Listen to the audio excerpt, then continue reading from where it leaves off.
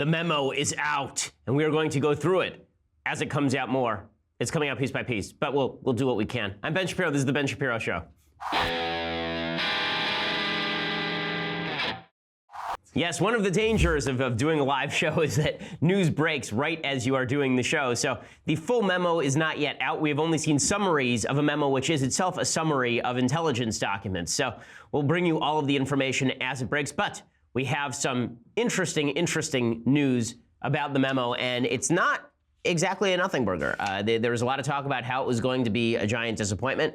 If what Byron York at the Washington Examiner says is true, if what Fox News is reporting is true, if the memo itself is reflective of truth, then the FBI has some answers that it needs to be giving. We'll talk about all of that in just 1 second. First, I want to say thank you to our friends over at Dollar Shave Club. So while you were waiting for this show to start, you grew a beard because we were a little bit late. Well, that means that you need my friends over at Dollar Shave Club to help you out. You've heard me talk about the amazing products at Dollar Shave Club. They don't just have their magical razors. They also have their Dr. Carver's shave butter, and right now they have everything else, right? Body cleanser, hair gel, and yes, even the fabled butt wipes. They have you covered head to toe. Now is a great time to give Dollar Shave Club a try. You can get your first month of their best razor along with travel-size version of shave butter, body cleanser, and yes, even the magical butt wipes for just $5. After that, replacement cartridges ship for just a few dollars a month. This is the DSC starter set. So get yours right now, $5 exclusively at dollarshaveclub.com/Ben. That's dollarshaveclub.com/Ben. Use that /Ben so that they know that we sent you, and all of their products are fantastic. You will feel cleaner. You will smell better. People will love you more. You'll have a happier life. dollarshaveclub.com/Ben. Use that /Ben again so they know that you sent you, and also so you get that special deal for their travel kit for $5, and then replacement cartridges after that for just a few dollars a month. All right, so we do not have the entire memo. The entire memo is about to be released, but we don't actually have the entire text of the memo. If it comes out during the show, then I will just read the entire memo to you verbatim, because it's not that long. It's about 4 pages long. So here is what we know. According to Fox News, the memo suggests that the FBI, when it first gathered a FISA warrant on Carter Page was a Trump foreign policy advisor, and he was supposedly colluding with the Russians, right? This was the supposition of the FBI. This is why they went and got a FISA warrant on an American citizen who was a member of the Trump campaign. The question is, what was that warrant based on? When you submit an application to FISA courts, you have to say, here's why we have probable cause to believe that we need a wiretap on this guy. So what did they use for that? Well, according to the memo, the only thing that they used, and the central component that they used, was the Steele dossier. The Steele dossier was a piece of bad research compiled by a spy named Christopher Steele, who went over to Russia and talked to probably some paid Russian folks. And it was done on behalf of Fusion GPS. Fusion GPS is an Oppo research firm. Originally, Fusion GPS was hired by the Washington Free Beacon to do Oppo research on Trump. They cut out of that project, but then Fusion GPS shopped around that intel, and Hillary Clinton decided that she was going to fund the Oppo research file. So she funded the Fusion GPS dossier, which was based on research from Christopher Steele, who was getting information from the Russians. That information was then funneled to the FBI, and the FBI, based on that unverified dossier, based on a piece of information they were unwilling to verify, went to the FISA courts. Now, why is that a big deal? It's a big deal for a couple of reasons. Number one, the Fox News is quoting from the memo. They're the only people who have access, is Washington Examiner and Fox News at this point. According to Fox News, Christopher Steele, the guy who compiled the memo, the original dossier that the warrant was based on, admitted his feelings against then-candidate Trump in September of 2016 when he said that Steele was, quote, desperate that President Trump not get elected and was passionate about him not being president. But that's not the only thing that's in the memo. According to the Washington Examiner, according to Byron York at the Washington Examiner, the Steele dossier formed an essential part of the initial and all 3 renewal FISA applications against Carter Page. Here is the key point. Andrew McCabe, the deputy FBI director who just resigned, confirmed that no FISA warrant would have been sought from the FISA court without the Steele dossier information. In other words, they used as the centerpiece of getting a warrant on an American citizen who was part of the Trump campaign an Oppo research hit from Hillary Clinton that was non-verified. What's even worse, the political origins of the Steele dossier were known to senior DOJ and FBI officials, but excluded from FISA applications. So by omission, they lied to the court. They went to the FISA court and they said, we have information that all this stuff is happening with regard to Carter Page. But they didn't say, we got this from a Fusion GPS dossier compiled by Hillary Clinton. Because then the court might have said, well, have you checked any of this? Then the court might have thought, well, have you checked into this? This raises some serious questions, by the way, about the operations of FISA courts if they're not actually doing the research and asking the FBI to verify that the information they're being provided is actually true. If they're just putting things like the Russian P tape. Remember, the dossier was filled with a bunch of bad information, like the idea that Trump had gone to Moscow and then hired a hotel. He tried to get the room that Michelle Obama had stayed in, and then hired Russian prostitutes to pee on the bed. Now, you recall this? It was most of this stuff was nonsense, and nearly none of it has been verified.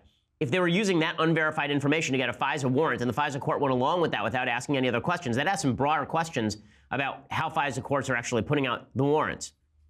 Apparently, DOJ official Bruce Orr met with Steele beginning in summer of 2016, and that's when Steele told him that he wanted Trump not to be president. The FBI and Justice Department, this is all according to Washington Examiner by New York, the FBI and Justice Department mounted a months-long effort to keep the information outlined in the memo out of the House Intelligence Committee's hands. Only the threat of contempt charges and other forms of pressure forced the FBI and Justice to give up the material. Once Intelligence Committee leaders and staff compiled some of that information into the memo, the FBI and Justice Department, supported by Capitol Hill Democrats, mounted a ferocious campaign of opposition, saying release of the memo would endanger national security and the rule of law. Now, if what these excerpts show is what's really the main point of the memo, I don't know how that endangers national security or the rule of law. That looks like that was a cover, if that's the case, by the FBI and by Democrats because they didn't want the information getting out there. Intelligence Committee Chairman Devin Nunes was determined to make the information available to the public, and President Trump, of course, cleared it just today and sent it over to the House. Now, I'm rapidly updating my Twitter to see if they're actually releasing the full text at this point. They've only released excerpts so far, so we have not actually seen the full thing. We're also going to find out whether there's a Democratic response to the memo, right? We're going to find out what the Democratic response had to say, because they're, of course, saying that all of this is taken out of context. I'd like to hear how this is taken out of context or how this was gotten wrong. So again, Fox News, Washington Examiner are basically accusing the FBI of the same thing and accusing the DOJ of the same thing, and that is essentially colluding with the Hillary Clinton campaign, who in essence were working with a source who's relying on the Russians for information about Donald Trump, and then they were taking that information to open a FISA warrant on Carter Page. So if this is the centerpiece, what does that mean? What does that mean? Well, it could mean one of two things. It could mean that the entire Trump-Russia collusion thing was based on a lie put out by the Hillary Clinton campaign or bad info put out by the Hillary Clinton campaign, and therefore, fruit of the poisonous tree, the entire Russian collusion scandal was a bunch of nonsense from the very beginning, and that this entire investigation has been a sham and a fraud perpetrated at the highest levels of the American government by the Obama administration, the Hillary Clinton campaign, the DOJ, and the FBI. Right? That is observation number one. Or it could be that after the FISA warrant was actually gotten on Carter Page, it turns out there was other information that came up. And that other information lent credibility to the idea that there was some sort of collusion going on. Like, for example, the Donald Trump Jr. meeting in Trump Tower with a Russian lawyer, the letters between Donald Trump Jr., the emails between Donald Trump Jr. and a Russian PR guy saying that the Russian government was trying to help out Donald Trump Jr. It does cast a new light on a lot of this. It makes some of the conspiracy theories about meetings like that a little bit more, I would say, easy to swallow. Right? One of the conspiracy theories is that Fusion GPS, which was working with the Russian lawyers who were meeting with Donald Trump Jr., that Fusion GPS set this up as sort of a sting operation. I always thought that was a bit exaggerated. Maybe it's not exaggerated as much as I thought. So all of this could be an excuse for Donald Trump to start firing people. It is quite possible that Donald Trump just starts firing people, that he ends the Mueller investigation on the back of this, and that the President of the United States says, listen, this whole thing was tainted from the very beginning. Nothing that the investigation comes up with can be true because originally this was based on bad information from Hillary. We don't know the extent to which the DOJ and the FBI were colluding with the Hillary Clinton campaign to get Donald Trump during the campaign. And therefore, I'm going to fire everybody. I think that it's going to take a few more steps to get there. So Paul Ryan was saying this yesterday. He, of course, has seen the memo already. It had been circulated in the House. He says that the memo is filled with some bad stuff, but that doesn't mean that Mueller should be fired. Were abused, then that needs to come to light so that that doesn't happen again. What this is not is an indictment on our institutions of our justice system. This memo is not an indictment of the FBI, of the Department of Justice. It does not impugn the Mueller investigation or the Deputy Attorney General. What it is the Congress's legitimate function of oversight to make sure that the FISA process is being used correctly, and that if it wasn't being used correctly, that needs to come to light and people need to be held accountable so that we do not have problems again, because this does affect our civil liberties. Okay, so does Trump now fire everyone? Does Trump now fire everyone? That's the big question that's going to be asked next, and we'll get to that in just a second. First, I want to say thank you to our sponsors over at Legacybox. So it's coming up on Valentine's Day. You know, Mother's Day and Father's Day are coming up relatively soon, actually. And now it's time for you to start getting gifts for family members. One of the best gifts you can get for a family member is ensuring that all of your photos, videos, old films, all of that is available to watch and access at any time. And that's what Legacybox is for. Right now, you can look at all of your photos and your videos on your phone, but if you have anything old, you have stuff in the garage that's just been sitting there moldering for years, well, now you can have Legacybox. Legacybox, you take all that stuff, you put it in a box, you send it to our folks at Legacybox.com, and they take all of those outdated formats, camcorder, VHS tape, Super 8 film, old photos, and they convert them into perfectly preserved digital files. So again, you load it up with all your old tapes, films, pictures. They have stickers they put on each piece so you can trace where it is in the process.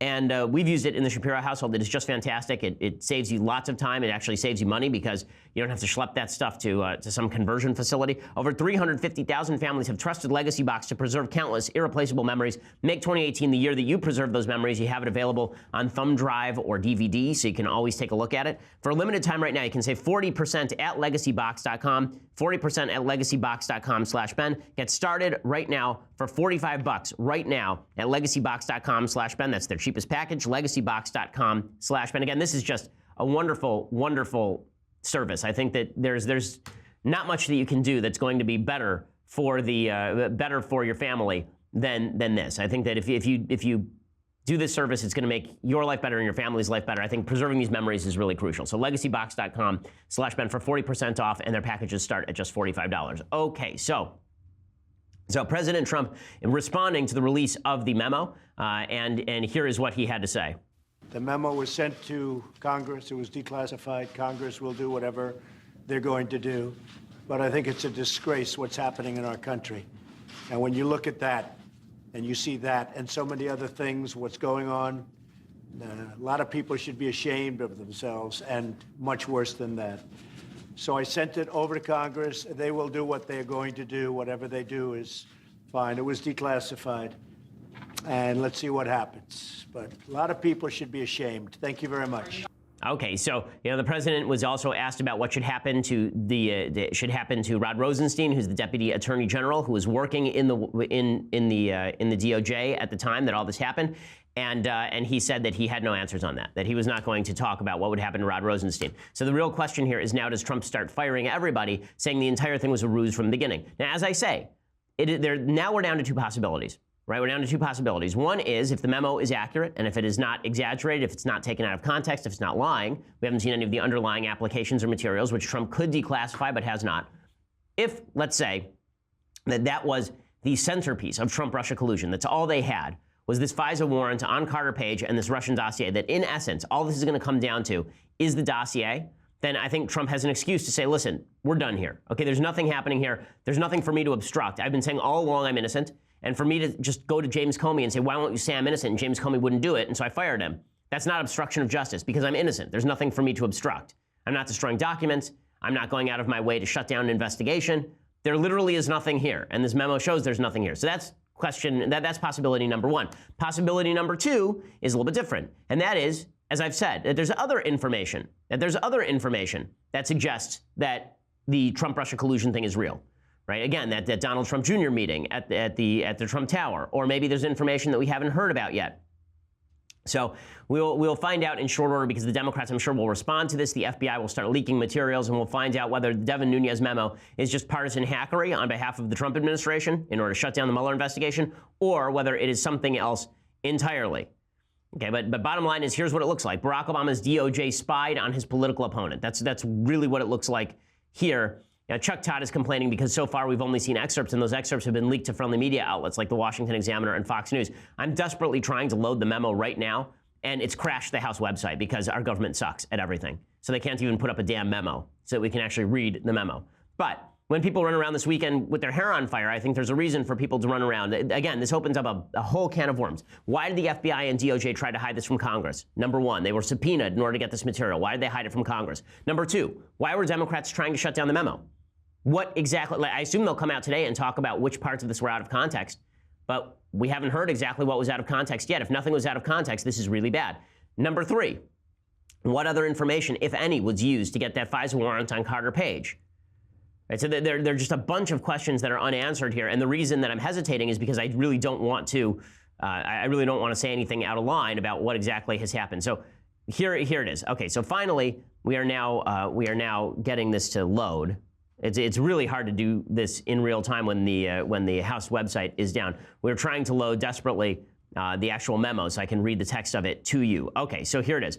Purpose. This memorandum provides members an update on significant facts relating to the committee's ongoing investigation into the Department of Justice and Federal Bureau of Investigation and their use of Foreign Intelligence Surveillance Act during the 2016 presidential election cycle. Our findings, which are detailed below, raise concerns with the legitimacy and legality of certain DOJ and FBI interactions with the FISA court and represent a troubling breakdown of legal processes established to protect the American people from abuses related to the FISA process. So now they go right into it. On October 21st, 2016, the DOJ and FBI sought and received a FISA probable cause order authorizing electronic surveillance on Carter Page from the FISA court. Page is a U.S. citizen who served as volunteer advisor to the Trump presidential campaign. Consistent with requirements under FISA, the application first had to be certified by the director or deputy director of the FBI. It then required the approval of the Attorney General, Deputy Attorney General, that would have been Rod Rosenstein, or the Senate-confirmed Assistant Attorney General for the National Security Division. The FBI and DOJ obtained one initial FISA warrant targeting Carter Page and 3 FISA renewals from the FISC, that's the FISA court. As required by statute, a FISA order on an American citizen must be renewed by the FISA court every 90 days, and each renewal requires a separate finding of probable cause. Then Director James Comey signed 3 FISA applications in question on behalf of the FBI. Deputy Director Andrew McCabe signed 1. Then DAG, that's the Deputy Attorney General Sally Yates, and then Acting Deputy Attorney General Dana Buente and Deputy Attorney General Rod Rosenstein each signed 1 or more FISA applications on behalf of the DOJ. Due to the sensitive nature of foreign intelligence activity, FISA submissions, including renewals before the FISC, are classified. As such, the public's confidence in the integrity of the FISA process depends on the court's ability to hold the government to the highest standard, particularly as it relates to the surveillance of American citizens. However, the court's rigor in protecting the rights of Americans, reinforced by 90-day renewals of surveillance orders, is necessarily dependent on the government's production to the court of all material and relevant facts. This should include information potentially favorable to the target of the FISA application that is known by the government. In the case of Carter Page, the government had at least 4 independent opportunities before the court to accurately provide an accounting of the relevant facts. However, our findings indicate that, as described below, material and relevant information was omitted. Okay, so what they're saying is that the FBI and the DOJ essentially lied by omission to the FISA court. Okay, number 1. The dossier compiled by Christopher Steele, the Steele dossier, on behalf of the Democratic National Committee and the Hillary Clinton campaign, formed an essential part of the Carter Page FISA application. Steele was a longtime FBI source who was paid over $160,000 by the DNC and Clinton campaign via the law firm Perkins Coie and research firm Fusion GPS to obtain derogatory information on Donald Trump's ties to Russia. Neither the initial application in October 2016 nor any of the renewals disclose or reference the role of the DNC, Clinton campaign, or any party or campaign in funding Steele efforts, even though the political origins of the Steele dossier were then known to senior DOJ and FBI officials. The initial FISA application notes Steele was working for a named U.S. person, but does not name Fusion GPS or Principal Glenn Simpson, who was paid by U.S. law firm representing the DNC, even though that was known by the DOJ at the time. The application does not mention Steele was ultimately working on behalf of and paid for by the DNC and Clinton campaign, or that the FBI had separately authorized payment to Steele for the same information. So that's the big point here, right, is that the dossier was the basis for the FISA warrant, and that was the basis for launching the entire investigation. 2.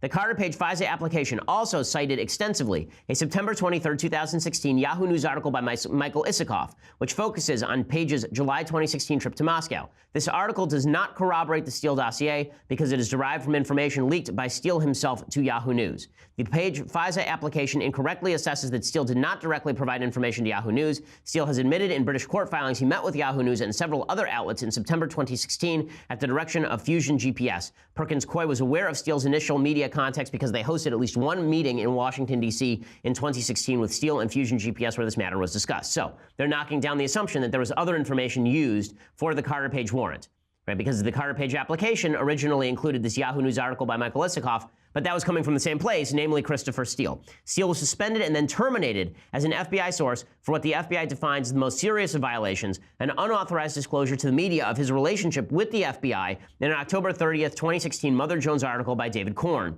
Steele should have been terminated for his previous undisclosed contacts with Yahoo and other outlets in September before the FISA application. Before the page application was sent to the court in October, but Steele improperly concealed from and lied to the FBI about those contacts. So they're now suggesting that Steele should be prosecuted for lying to the FBI. Steele's numerous encounters with the media violated the cardinal rule of source handling, maintaining confidentiality, and demonstrated that Steele had become a less than reliable source for the FBI. Before and after Steele was terminated as a source, he maintained contact with the DOJ via then Associate Deputy Attorney General Bruce Orr, a senior DOJ official who works closely with Deputy Attorneys General Yates and later Rosenstein. Shortly after the election, the FBI began interviewing Orr, documenting his communications with Steele. For example, in September 2016, I'm reading directly from this fabled 4-page memo put out by Devin Nunes, Steele admitted to Orr his feelings against then-candidate Trump when Steele said he was, quote, desperate that Donald Trump not get elected and was passionate about him not being president.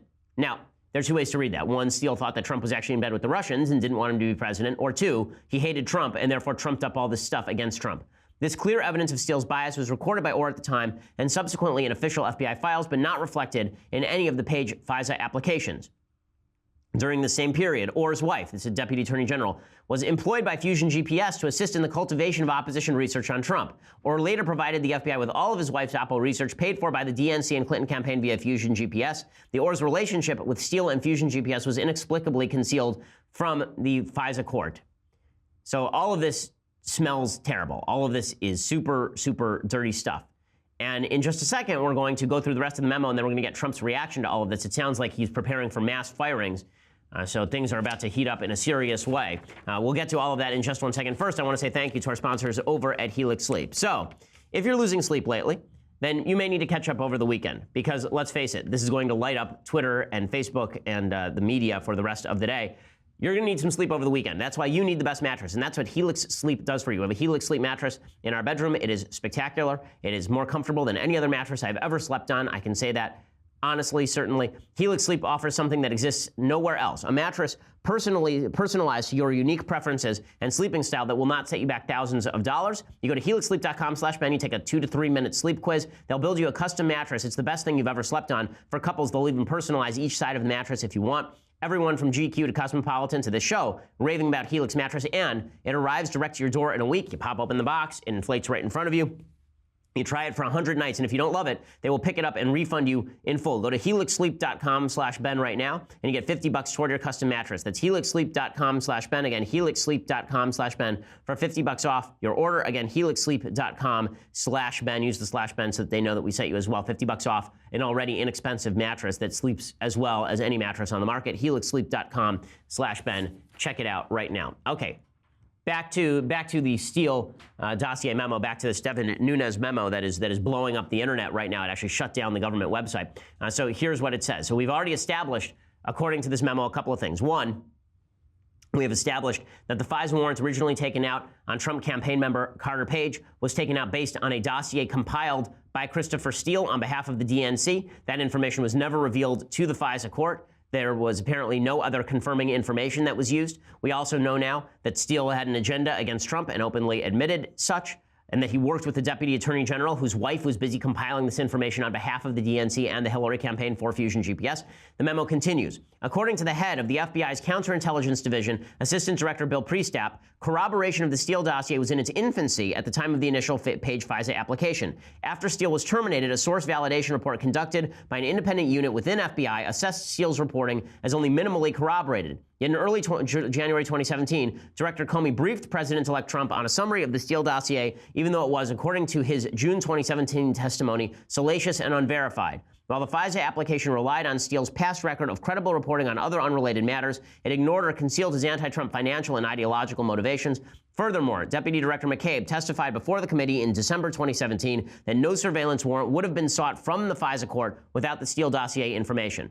So that's an amazing admission by McCabe that the Steele dossier was the only thing that allowed this investigation to start. And then we conclude the page FISA application also mentions information regarding fellow Trump campaign advisor George Papadopoulos, but there is no evidence of any cooperation or conspiracy between Page and Papadopoulos. The Papadopoulos information triggering the opening of an FBI counterintelligence investigation in late July 2016 by FBI agent Peter Strzok. Strzok was reassigned by the special counsel's office to FBI Human Resources for improper text messages with his mistress, FBI attorney Lisa Page, no known relation to Carter Page, where they both demonstrated a clear bias against Trump and in favor of Clinton, whom Strzok had also investigated.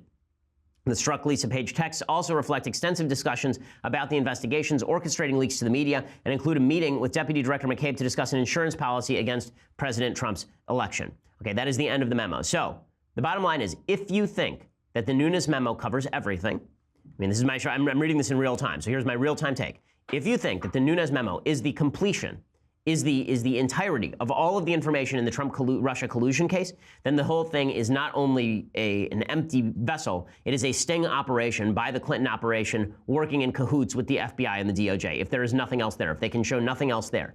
And all this obstruction stuff, all of this Trump firing Comey, all of this Trump asking Rosenstein whose side he was on, all of this seems to fall by the wayside because, let's face it, if there's nothing there, and Trump is saying there's nothing there, why won't you guys side with me? That's not the same thing as him attempting to obstruct justice. So the memo is, in fact, a bombshell. There is something there that is shocking. And also, by the way, the idea that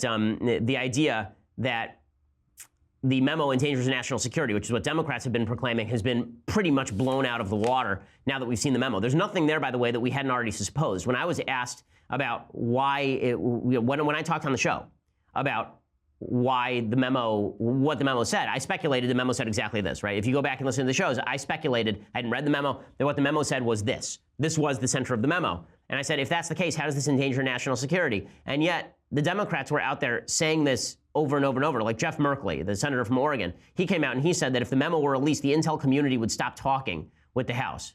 It also goes to the heart of the manipulation of very sensitive national secrets, highly classified information that is given to the Intelligence Committee with the understanding it will not be released in a fashion that endangers the United States or in a fashion that manipulates the information for political purposes. And so that understanding goes to the heart of how the committee is able to get sensitive information in the first place, why the government's willing to share it with the committee. So this really threatens to blow up the whole contract between the branches of government over sensitive information. Okay, it's just ridiculous that this was the suggestion. First of all, the Congress oversees this agency. This is not how government works. Okay, the intelligence community doesn't get to tell Congress to stiff itself. The intelligence community is run by Congress. Right? Congress has oversight power over them. So the idea that the intelligence community will stop sharing is ridiculous. James Comey tweeted this yesterday. What an insufferable character he's turned out to be. Here's what James Comey tweeted yesterday. He said, "We should appreciate the FBI speaking up. I wish more of our leaders would. But take note, American history also shows that in the long run, weasels and liars never hold the field so long as good people stand up. Not a lot of schools or streets named for Joe McCarthy." So this isn't about Joe McCarthy at this point. This is about you oversaw an FBI that was seeking FISA warrants against American citizens based on shoddy intelligence, and you refused to even turn over that information to the FISA court. They couldn't even do this. I mean, this is insane. Speaking of insanity, members of the media, Al Sharpton, Chris Matthews, they're saying that this turns the Constitution on its butt, right? That this kills the Constitution. It kills the Constitution for the President of the United States to declassify material inside the executive branch. Like, they don't understand the Constitution. Here's Chris Matthews over at MSNBC making that case, or MSNBC, get up, come on the show, come in here. Misunderstand the Constitution, make a lot of money. Go. But a constitutional crisis. It seems to me the Constitution has always been turned on its butt. We've got a Congress, a chairman of a committee on intelligence, which has historically been a bipartisan committee. Usually even-membered members. And they're basically there to work together and to try to find out if our intelligence committees are doing their job. And it's been turned into a tool of a president who's playing defense. Okay, again, turned into a tool of a president playing defense. That's not what I'm seeing from the memo, so we'll have to see what the response is from Democrats. We'll have to see if they can bring forward more information. Again, the memo doesn't answer everything. It doesn't answer why the Donald Trump Jr. meeting happened, why he was showing willingness to collude with the Russians. It doesn't show why George Papadopoulos was lying to the FBI. Right? It doesn't cover everything, but it raises some pretty serious questions about how the FISA court does its business and whether the FBI and DOJ were lying in order to gain a FISA warrant and whether they have an agenda against Trump. Now, again, does that necessarily kill the Mueller investigation? Probably not. But but it does set some pretty rigorous questions in front of particularly Deputy Attorney General Rosenstein, who went forward with these FISA applications if all they were. But remember, Carter Page has not been indicted, right? When all these indictments were about to come down, my understanding, my thought was that it was going to be Paul Manafort and Mike Flynn and Carter Page. There's been no indictment of Carter Page. So as far as we know, Carter Page was not involved in criminal activity. He's just an idiot who wanders around Russia looking for cash. Right? This doesn't actually mean that Carter Page was a criminal. So that means that you launched this entire investigation on the back of the only guy who hasn't been indicted that we thought would be indicted. The Manafort indictment, by the way, has nothing to do with the Trump campaign. The Manafort indictment has to do with him lying to the FBI. The George Papadopoulos indictment is the only one that has to do with the Trump campaign because he apparently lied to the FBI about meetings that he had in London with a Russian cutout. But it's not clear that Papadopoulos was working on behalf of the Trump administration or the Trump campaign. Trump campaign basically disowned Papadopoulos in the middle of the campaign. So all of this calls into serious question the entire investigation. Does it mean the investigation should be killed? Does it mean that the entire investigation should die? Probably not. But, you know, it's also important to note Papadopoulos was the counterintelligence investigation began before the FISA application on Page, but it was on Papadopoulos. So this is an important point, right? So it's an important point. So again, this is all weird and somewhat confusing, right? They'd been surveilling the members of the Trump campaign. Carter Page had been surveilled by FISA back in 2014. There are a lot of sketch characters working for all of this, but Papadopoulos was under investigation first. So while there are serious questions to be raised about the warrant on Carter Page, I'm trying to set out the timeline in my own head as we go along here. Devin Nunes just confirmed the New York Times narrative that Papadopoulos was actually under investigation first. So one of the things that the investigation is covering here is I want to clarify and I want to backtrack. Again, I'm doing this all in real time. So the original FISA application that was taken out against Carter Page, it's now clear from this timeline that is not what actually launched the investigation, because paragraph 5, let me reread that. Okay, this is the paragraph 5. The Page FISA application also mentions information regarding fellow Trump campaign advisor George Papadopoulos. The Papadopoulos information triggered the opening of an FBI counterintelligence investigation in late 2016 by FBI agent Peter Strzok. What's interesting about that, it's sort of buried in there and a little biased, and I had to read it twice because I'm getting texts from lawyers, our friends, is that if the Page FISA application mentioned information regarding Papadopoulos, that means that the investigation was already on regarding Papadopoulos. So it doesn't kill the entire Mueller investigation. What it does do is call into question how the FBI and the DOJ were pursuing that investigation. So that means that there should be serious consequences inside the FBI and the DOJ for the alacrity with which they sought to go after Carter Page, but it doesn't necessarily kill the entire investigation. So that may be the happy medium that we are coming to here. If that is the case, then that means that if Trump starts firing people in the Mueller investigation, that is probably a bad move. So it's you know, it's not a nothing burger, but it is also not the end of the Mueller investigation. Okay, that may be that may be the best thing I can say. Now, Trump was asked he was asked specifically about Rosenstein, and Trump, being asked about Rosenstein, said that he may fire him, basically. Thank you very much.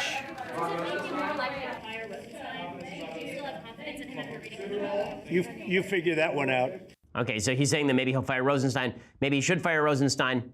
Possible. Should he fire Mueller over this? Again, if the investigation commenced before Carter Page, then there's more to the investigation than just Carter Page, as I said before. So, you know, there's some dirty stuff here, but is it everything that is cracked up to be originally on first read? No. If you're a little bit confused, that's okay. I'm going to explain again. I'm going to go back and backtrack. I'm going to explain again in just a second. You're going to have to come over to dailywire.com for all of that. For $9.99 a month, you can get a subscription to dailywire.com, and that means you can also be part of our mailbag. So we are doing our mailbag today, which is a tremendous, unbelievable mailbag. You will love it. It is spectacular. And you will also get the rest of the Michael Knowles Show live, the rest of the Andrew Klavan Show live. Plus, if you get the annual subscription, then you get this, the very finest in beverage vessels, Leftist Tears hot or cold tumbler. And I'm going to take a swig from that right now because, my goodness, what a morning.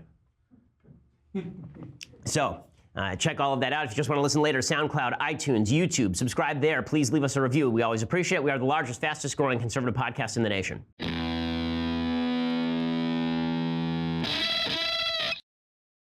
Okay, so the short summary. You got to see my entire thought process as it happened, right? So here's the short summary of the memo.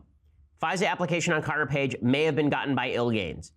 Carter Page application is not the entirety of the Trump-Russia collusion investigation, nor was it the launching point of the Trump-Russia collusion investigation, which means it's very hard for Trump to fire Mueller and just kill the investigation outright, or to say that this is the only thing that was being investigated. However, it does demonstrate FBI and DOJ working with the Hillary campaign, presumably, and acting in corrupt fashion, particularly with regard to Carter Page. So, is it a scandal? Yes. Is it a scandal big enough to blow up the entire Mueller investigation and the Trump-Russia collusion investigation?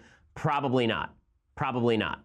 Okay, so there you are. There is the full-on, there's the full-on understanding. Okay, so let's do a couple of things that I like and then some things that I hate, and then we'll get to the mailbag. So, things that I like. I think we need to calm down, so let's listen to some Bach.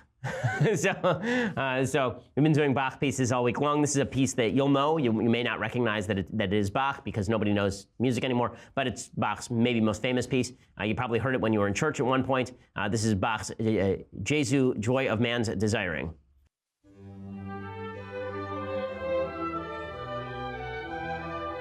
Oh, we can all calm down now.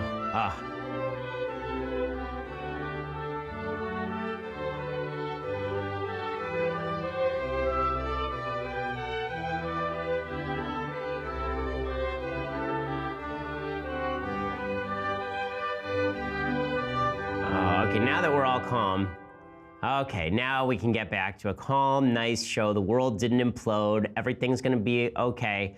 Hey, listen, it would have been okay anyway. Regardless of how this went, facts are facts, and so we'll have to see how all of this plays out. But let's get to another thing that I like. So I have to play you what I think is the funniest thing that I have seen in a very long time. Okay, there is a guy who attempted to break into a car, and a guy who I'm friendly with, John Curley, over at Cairo Radio in Seattle. Very nice guy, good sportscaster. They recorded him doing a play-by-play, like a sports play-by-play, just in time for the Super Bowl for a guy trying to break into a car, and it's pretty spectacular. Can't break it. That's 3, 4. If you're counting at home, that's 14 blows against the window with the mop. Now remember, the dirty part of the mop is underneath his arm. He's got a handle. Again, he strikes the window. And now he comes down hard, raining blows down upon the window. 1, 2, 3, and this is just about tuckered him out. He places the mop on top of a roof, and now he starts to think about whether or not he wants to climb up. He places his right foot on top of the wall. Here he comes, and he falls off the roof. Oh, my God. Somebody get some salami and cream cheese and rub it all over his face. He's unconscious on the ground with the mop. Okay, sports is fantastic. I am going to the Super Bowl this weekend, so I'm very pumped up about that. It's the first Super Bowl and probably the last Super Bowl I will ever attend, but it should be fun. Okay, let's see. Other things that I like. So this is something that you have to like because it is not something I like as much as I feel just terrible for the father here. So there's a father whose 3 daughters were gymnasts in the U.S. gymnastics program, and they were abused by Larry Nassar, this human piece of garbage. And the father in the courtroom charged Larry Nassar, and I just wish that the security had not stopped him, because Larry Nassar deserves every bit of brutality that this father can inflict on him. No, sir, I can't do that. Would you give me 1 minute?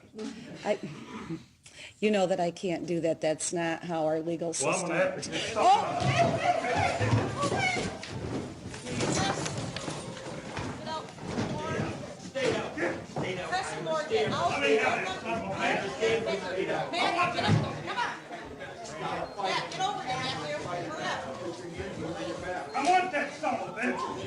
Okay, so, obviously, you wish that this should be part of the justice system. I'm all in favor of changing the law so that the parents of the victims of child molestation get to brutalize the child molesters. That seems to me completely just, and I'm entirely okay with it. Okay, time for a quick thing that I hate, and then we'll get to the mailbag. So,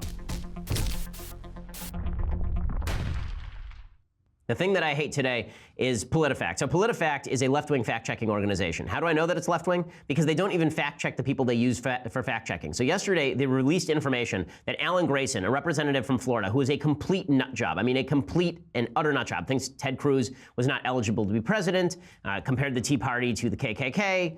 He's a complete crazy person.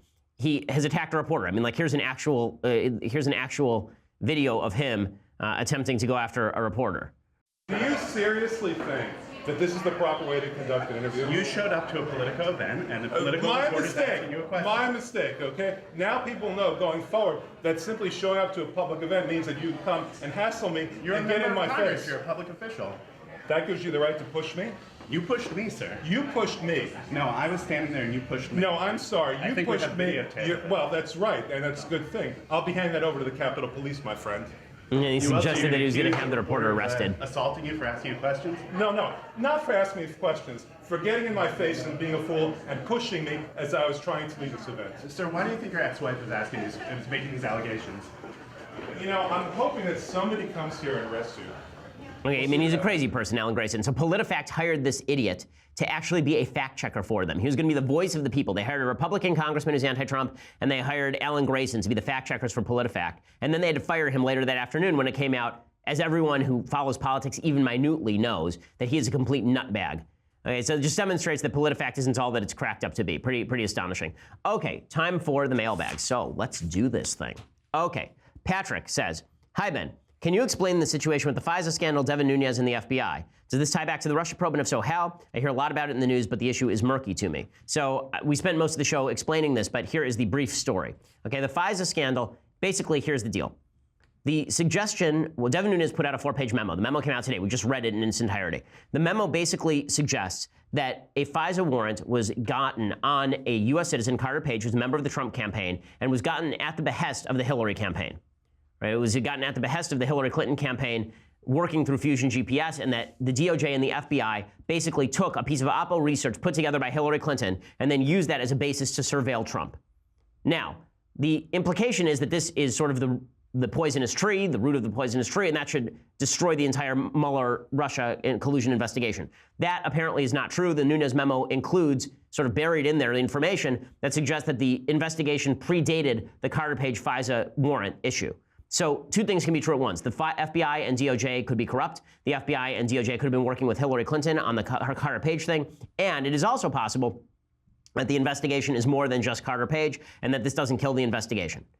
But that's the really short story here. Okay, Christopher Martin says, "While it is obvious the Democrats have painted themselves into an ideological corner with regard to the president, do you see an opportunity for them to seek common ground with Republicans in Congress?" I think it's highly unlikely because any common ground they find with Republicans in Congress will end up being common ground with Trump. They've obviously decided that they would rather not legalize 1.8 million illegal immigrants than even conceive of making some sort of deal with Trump.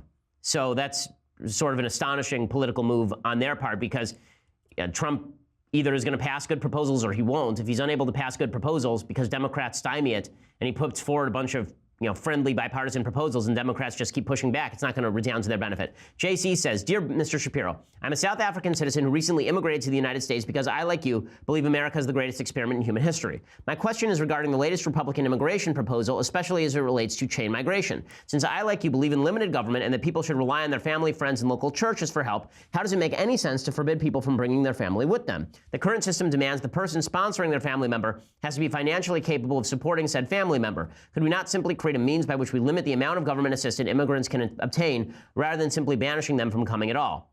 Sure, I mean, I'd be very much in favor of that. I mean, I do think that the idea of limiting government assistance to immigrants, ensuring that they are culturally assimilated, then I'm fine with open immigration. I don't have a problem with the number of people coming in. I think that a lot of people like Tom Cotton and Jeff Sessions have made the case that it hurts the country economically to bring in new people who want to work. I don't think that's the case at all, by any stretch of the imagination. Joshua asks, "What do you think Bach or Mozart would think of big band jazz?" Hard to get in their heads. I think they would be confused by it. There's not a lot of counterpoint in big band jazz. They'd probably think that it was relatively rudimentary because it is. I mean, when you compare it to classical music, big band jazz is relatively rudimentary. With that said, I think that they would enjoy the work of Gershwin probably because Gershwin is creative and also has classical temperament. I enjoy big band jazz, by the way, but it is a simplified version of music. I mean, it's a simplified form of classical music. So they may have been impressed by the emotion of big band jazz, but they certainly wouldn't have been impressed by the intellect in big band jazz, even though I enjoy it. Corey says, "Hello, Ben. It seems you're always busy producing content. Is procrastination something you've ever dealt with? And if so, can you give advice for those currently struggling?" So I'm not by nature a procrastinator. I tend to think I'm very good at delayed gratification, so I tend to think that if I get something done now, I won't have to deal with it later. But here's my suggestion. It's sort of the same as Dave Ramsey's suggestion about debt. Do the little things first. Make a list of the things that you want to get done, and then take the things that are easiest to do and strike those off the list first so you feel like you have momentum. Because if you start with the really big thing, you're going to want to put that off because it's too intimidating. But if you knock all the little things off your list, you'll actually get them done. So that's the easiest way to avoid procrastination. Cody says, "Hey Ben, my wife and I are huge fans. As evangelical Christians, we really appreciate your stance on abortion. We're wondering what the likelihood of Roe v. Wade ever being repealed would be and what it would take to do so. Well, it takes 5 votes for Roe v. Wade to be repealed. That would not, in fact, make abortion illegal across the nation. It would just say that states have the capacity to pass laws on abortion." Right, so that's the idea. So the idea that Roe v. Wade goes away and suddenly abortion is illegal across the country, that's not correct. In California, it would stay legal. In New York, it would stay legal. In Massachusetts, it would stay legal. In Alabama, it would suddenly become illegal. Emmanuel says, "This week you've been reviewing classical composers and music. Are there modern musical composers that you know or like?" I'll be honest with you, I don't know a lot of modern classical composers. The ones that I've heard, like Philip Glass and John Gage, are less than impressive to me. I don't enjoy their music very much. It seems to me that most of the good classical music is actually being written for film at this point. You know, if you listen to the scores of Elmer Bernstein or Jerry Goldsmith, or if you listen to the scores of John Williams, then you're listening to some pretty solid classical music, actually, just used in dramatic fashion. More romantic period, certainly, than classical period music. I can't remember the name of the guy who wrote the score to How to Train Your Dragon. That's a great score with some terrific music. All right, Clayton says, "Dear Ben, seeker of facts, destroyer of feelings."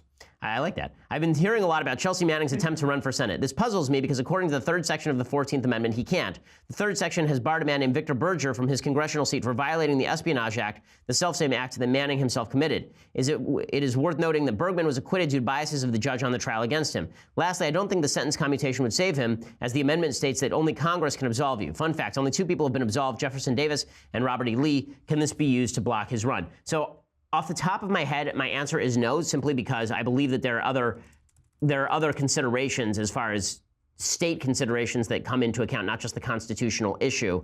I want to do a little bit more research on that. Newsweek suggests, at least, that Chelsea Manning is capable of running.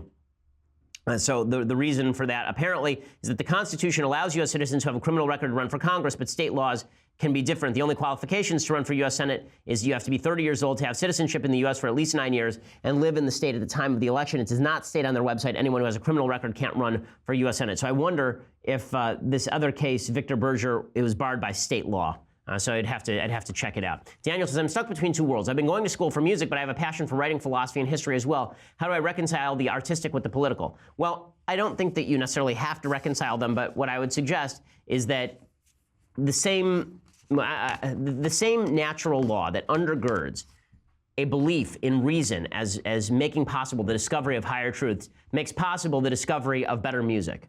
So this is a view that was held by Bach, held by Beethoven, held by Mozart, held by Brahms. The idea that there are natural laws to the human ear, natural laws to the human mind that make certain music better than other music on an objective level. I think that is true, and I think that is also true in philosophy and history as well. Also, I think that one of the beautiful things about the way that our current free market system works is that if you became a very prominent musician, suddenly people actually care about your opinion. I mean, or at least they're supposed to, according to the Grammys.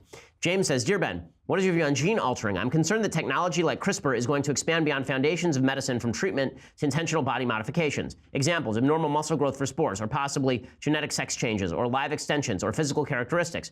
When is altering your God-inspired vessel allowed?" My view is that if you are correcting a flaw, that is one thing. If you are simply trying to better yourself through genetics, that's another. I think that carries serious risks of essentially eugenics.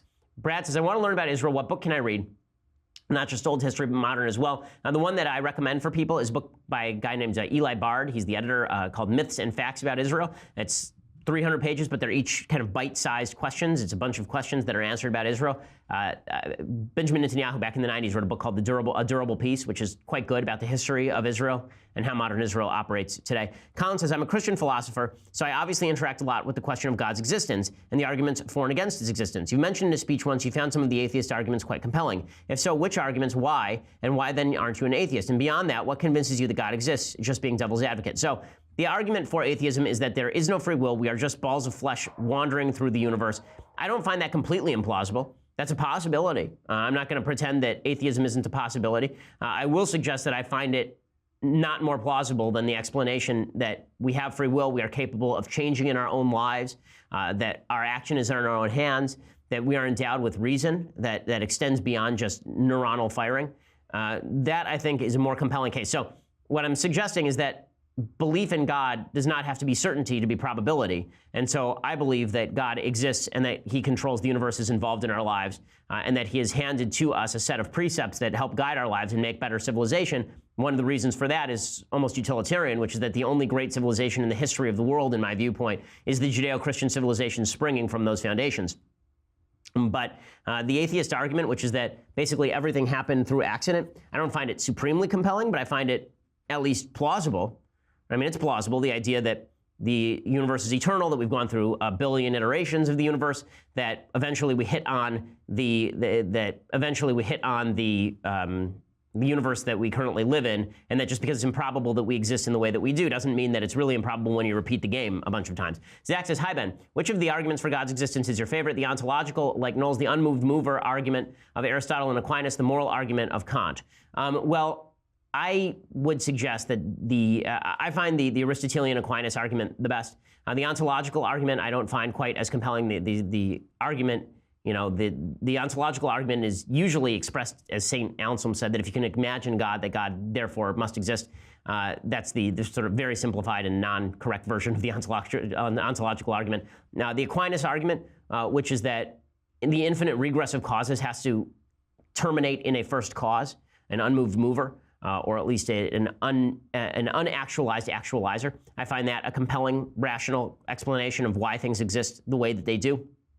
I also think that if you believe that, as Kant does, I like the Kantian argument as well. The Kantian argument suggesting that we have an innate moral sense and that was placed by something like God. I think that is, I think that's right. But the only argument that actually gets you to a God who is perfect, good, and all-knowing is the Aquinas argument, not necessarily the Kantian argument. Henry says, hey, Ben, what was it like being on set with Jordan Peterson? Thoughts on him as a person and as an intellectual? I really like Jordan. I mean, I think that Jordan is a very mild-mannered guy who is constantly thinking, and it's something that I appreciate. He's constantly asking questions and learning.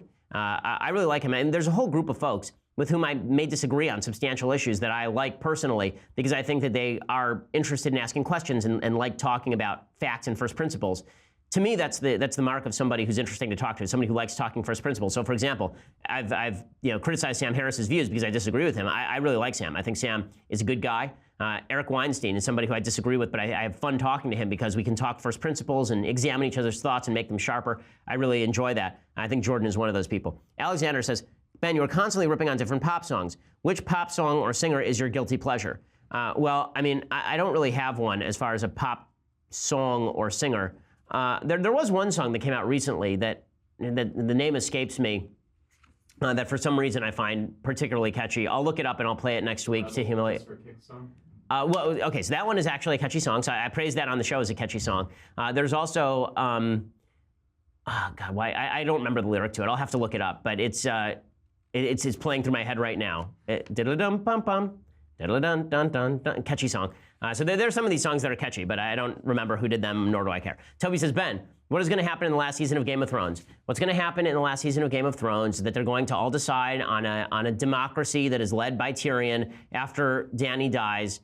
She's going to be cast as the all-perfect, all-knowing, all-wise person. She's going to end up dying, and then they're going to have to come up with a democracy. We already know this because they've hinted at it. It's really boring. I'm shocked that last season they had Tyrion openly hint that to Dany. Like, they're about to go into battle, and he's like, what if we formed a democracy? Come on. Okay, so, like, I like democracy and all, but this is the Game of Thrones, okay? It's not the game of destroying the thrones. We're going to break the chain. We're going to break the will. Yes, I understand you're foreshadowing this for 7 seasons. All right. Taylor says, Dear Ben, my brother just graduated Marine Corps boot camp and is now his infantry training. He's an honorable Christian young man who joined for love of country and the values she enshrines. I think he's recently realized this choice may one day cause him to take a life, and he has expressed he doesn't want to kill. What would you say to those who have the courage to serve but struggle with taking another's life? I mean, what I would suggest is that, if you're joining the military and you're joining a line of work that involves possibly killing people, that's a serious consideration. Obviously, I think that there are people who need to be killed. I think terrorists need to be killed. I think that there are ISIS members who need to die. And I don't think that the Bible suggests that the word is do not murder. It's right. It's not don't kill. Right? There are two separate words. Is lo tirtzach, right, which means do not murder. The word for kill in Hebrew is taharog. So it would be lo taharog if they didn't want you to kill. Patrick says, hey Ben, I figure you have a pretty negative view of prostitution and pornography. Given your general sentiment that people should generally be left alone, how do we balance the laws concerning these activities and leaving people alone to do what they will? So public pornography, public displays of pornography, I think can be regulated because you're talking there about things that affect the community. They have externalities. Prostitution is another thing that affects public commerce. I tend to be in favor of legalization of prostitution, leaving aside the exploitation of women, which of course should be illegal. That said, my feeling is that a social bulwark is necessary, and that if law is the only bulwark between you and the abyss, then law is not going to save you. Okay, we will be back here next. One more. Kate says, my fiance and I can't pick a honeymoon location. Suggestions. So the places that I love Hawaii. Hawaii is just fantastic, and it's also relatively affordable. If you can afford it, Italy is a fantastic honeymoon location. Italy is just phenomenal. France is great. I love Israel as well. I think Israel is fantastic. But if you just want a relaxed place, you're just going to go and lie back and not have to rush around seeing things, then Hawaii is the place to be. Hawaii is just spectacular. And I would suggest the island of Maui. I've been to most of the islands at this point. Maui is, I think, the nicest. All right, so we will be back here next week with all of the fallout from Memo Gate 2018. I'm Ben Shapiro. This is The Ben Shapiro Show. The Ben Shapiro Show is produced by Mathis Glover, executive producer Jeremy Boring, senior producer Jonathan Hay. Our technical producer is Austin Stevens, edited by Alex Zingaro. Audio is mixed by Mike Coromina. Hair and makeup is by Jesua Alvera. The Ben Shapiro Show is a Daily Wire Forward Publishing production. Copyright Forward Publishing 2018.